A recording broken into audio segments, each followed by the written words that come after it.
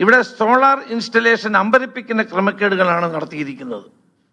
തിരുവനന്തപുരം നഗരത്തിൽ smart city പദ്ധതിയുടെ ഭാഗമായി കഴിഞ്ഞ 2 വർഷത്തിനിടയിൽ 514 സോളാർ പദ്ധതികളാണ് അനർട്ട് നടപ്പാക്കിയത്. ഓരോ പദ്ധതിയും അഴിമതിയുടെയും കെടുകാര്യസ്ഥതയുടെയും ധന ദുർവിനിയോഗത്തിൻ്റെയും കഥകളാണ് പുറത്തു കൊണ്ടുവരുന്നത്.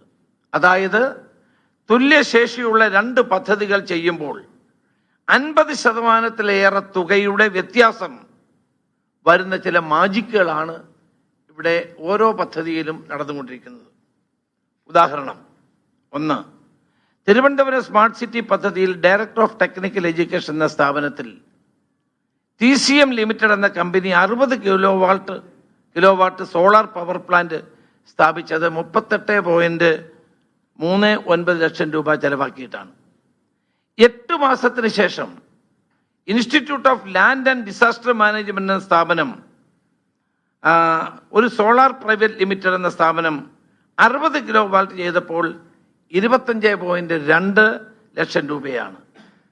അപ്പോൾ തന്നെ ഒരു തുല്യശേഷിയുള്ള പ്ലാന്റുകൾ അനർട്ടിൻ്റെ മേൽനോട്ടത്തിൽ 2 കമ്പനികൾ സ്ഥാപിച്ചത് തമ്മിലുള്ള വ്യത്യാസം 13.19 ലക്ഷം രൂപയാണ്. അതിൻ്റെ ഡോക്യുമെൻ്റ് ഞാൻ നിങ്ങൾക്ക് തരുന്നുണ്ട്.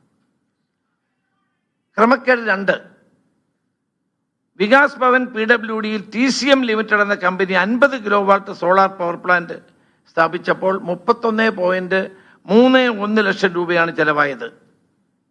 എന്നാൽ ഡയറക്ടറേറ്റ് ഓഫ് ബാക്ക്വേർഡ് ക്ലാസസ് എന്ന സ്ഥാപനത്തിൽ POM system and services private limited എന്ന സ്ഥാപനം 50 കിലോവാട്ട് സ്ഥാപിച്ചപ്പോൾ 19.01 വ്യത്യാസം എത്രയാണ്?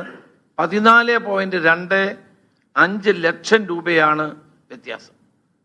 അതിൻ്റെ അർത്ഥം ഈ 2 തുല്യശേഷിയുള്ള 2 പദ്ധതികൾ നടപ്പാക്കിയപ്പോൾ 70% വ്യത്യാസമാണ് അനർട്ടി പദ്ധതി നടപ്പാക്കിയപ്പോൾ ഉണ്ടായത്. തിരുവനന്തപുരം സ്മാർട്ട് സിറ്റി എന്നത് അനർട്ടിൻ്റെ ഒരു ചക്രക്കുടമായിരുന്നു. ഇത് ആരൊക്കെ കൈയിട്ട് വാരി എന്നുള്ളത് അന്വേഷിച്ചാൽ മാത്രം മതി. ആരാണ് ഇതിൻ്റെ ബെനിഫിഷ്യറിമാർ? എവിടേക്കാണ് ഈ പണം മുഴുവൻ പോയത്? ഇത്തരം ഓരോ ഇടപാടിനും മന്ത്രിയുടെ ഓഫീസിന് പങ്കുണ്ടോ? മന്ത്രിക്ക് പങ്കുണ്ടോ? അനർട്ടിന് ഉള്ള പങ്ക് എന്താണ്? ഇത് അന്വേഷിക്കേണ്ടതാണ്.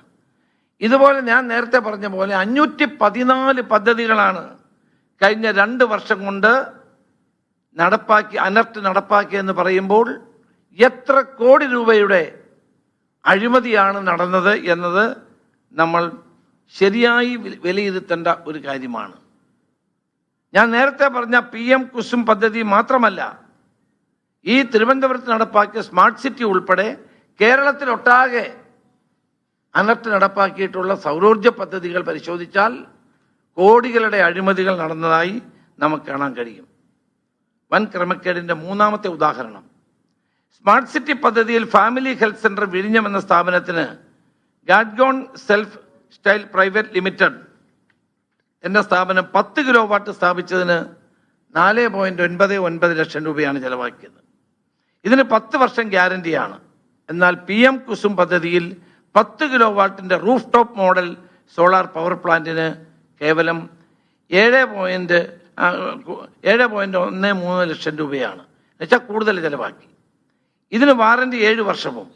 അപ്പോൾ ഒരു സ്ഥാപനത്തിൽ വിവിധ പദ്ധതികളിൽ സമാന ശേഷിയുള്ള ചെറിയ പ്ലാന്റുകൾ സ്ഥാപിച്ചതിലുള്ള വ്യത്യാസം തന്നെ 2.14 ലക്ഷം രൂപയാണ്. അപ്പോൾ 5 വർഷം കൊണ്ട് അനർട്ട് കോടികളുടെ അഴിമതികൾ നടത്തി എന്നത് ഈ ഉദാഹരണങ്ങളിലൂടെ വ്യക്തമാക്കുന്നതാണ്. PM കുസുമിലെ അഴിമതിയെക്കുറിച്ചാണ് രമേശ് ചെന്നിത്തല വാർത്താസമ്മേളനത്തിൽ വിശദീകരിക്കുന്നത്.